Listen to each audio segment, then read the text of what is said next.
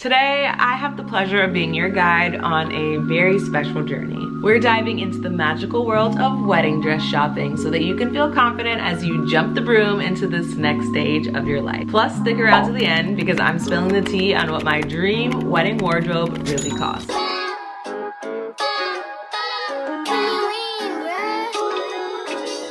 Hi friends and content cousins, Tarynallyssa here.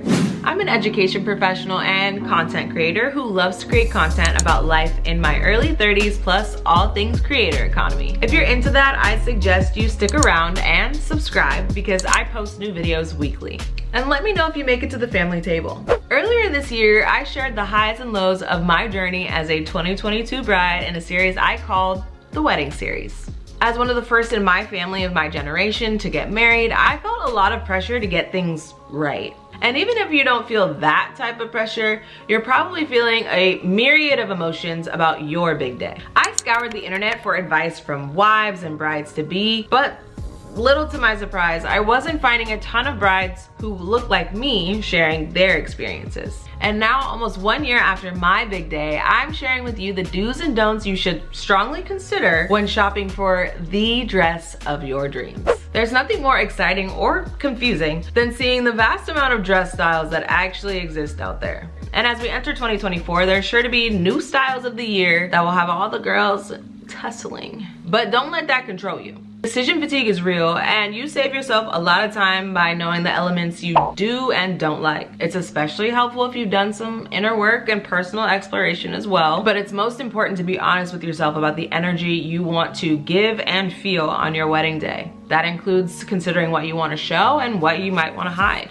I knew I wanted to look grown and sexy, but still classy and timeless. So for my research, I knew I wanted something a little form-fitted, a little blingy, and with enough structure to hold up the girls nicely. So your research should also include a little silhouette and fabric vocabulary so that you can articulately explain how you want to look. I actually have a Pinterest board that I'll link in the description so you can check out all the language about how to describe silhouettes, details, and colors. Now this should go without saying, but I'm going to say it to make sure it's its own point. Set a darn budget. Depending on your circumstances, and if you're anything like me, your wedding day is going to be one of the largest expenses you've ever had in your life, short of buying a really expensive car or a really cheap home. I highly recommend setting a budget for your entire wedding wardrobe, which should include your dress, your veil, your shoes, any outerwear, and alterations. The last thing I want for you is to find an amazing dress outside of your price range. I learned that one real early on from watching Say Yes to the Dress on TLC. So unless you have a little fairy godmother who can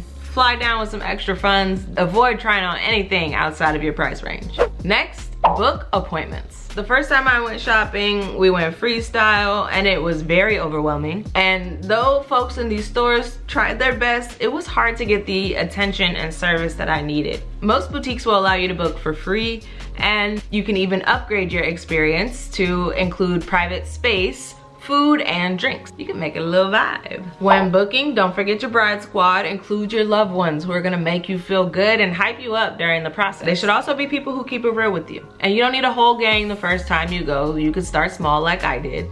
I just went with my mom and my sister the first few times. I personally know I would have been swayed and bogged down by too many opinions. And what's great about having them in the process is they also booked my appointments for me, so I didn't really have to do anything. But be mindful though, some places do have limits on the number of people you can bring, and you want to be courteous to other brides in the space. But a good FaceTime can make anybody feel included in the moment. If you watch this video, then you'll get to see my firsthand experience with my mom, my sister, and the rest of my bride squad. I suggest you watch it next.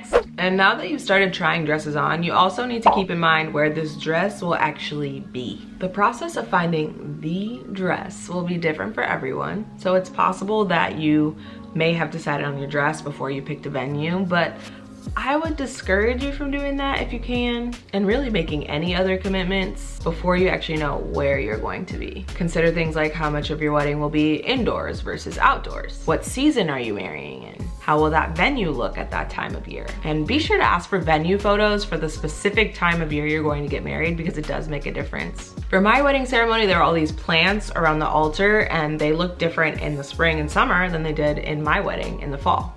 But don't let your research make you too narrow-minded.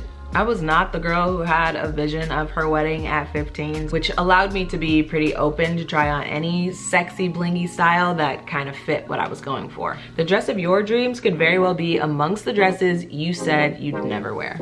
If you made it this far, welcome to the family table. We are officially content cousins. At this point, we're going to get into the good stuff, the stuff that's only reserved for family, and I'm glad you're here, sis. And since we're family and I don't know everything, if you've made it to the table, leave some advice for the fam in the comments. We need each other. One thing I did know about my wedding was that I wanted to jump the broom. As some of you may know, thanks to Paula Patton and Laz Alonso, in Black American and Canadian culture, couples jump the broom as a way to pay homage to our ancestors. During slavery, as recent as the late 1800s, Black people were not allowed to be married or even start families as we would think about them today. But as we do, our ancestors found a way. Thus, jumping the broom was born as a way to signify marriage. And today we still jump the broom to remember those who paved the way for the blessing of marriage to carry on for future generations. I'm not saying you have to jump the broom, but as you consider the dress, don't be afraid to consider cultural elements, both on the dress, but throughout the production of your day. Yes, girl, weddings are productions. It's a show.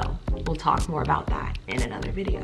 Speaking of jumping, you do want to be comfortable in your dress. Some girls don't care about being able to sit, eat, dance, but those were all things I needed to be able to do on my big day. I will leave if I'm uncomfortable. So I needed my dress and my shoes to check all the boxes. Is your wedding a fashion show? 100%. You want to look good, but nothing looks good about being uncomfortable, and it will show in your pictures and videos. Yes, the ones you're paying for. That will last a lifetime. Aside from being able to sit in my dress, I also chose shoes I could walk in, and I had a backup pair of shoes for when I couldn't walk in my heels anymore. Some brides will even have a second dress they'll change into during the reception. I wasn't balling like that, so I didn't prioritize that, but these are options available to you. And now that we're talking priorities, let's talk alterations. I was fortunate enough to have a great shopping experience overall, but the icing on the cake was the fact that the boutique that I got my dress from could also do my alterations. This made the process so simple because they were already familiar with me and my preferences, but they also knew the designer. And in this process, you'll also want to make sure your final fitting includes any accessories you'll have on the big day, which includes your shoes, any headwear.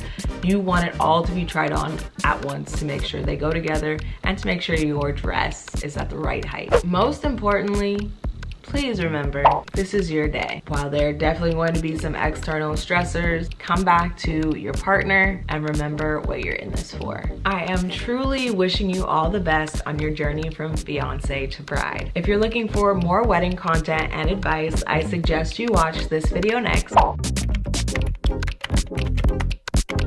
Thanks so much for watching. Bye-bye.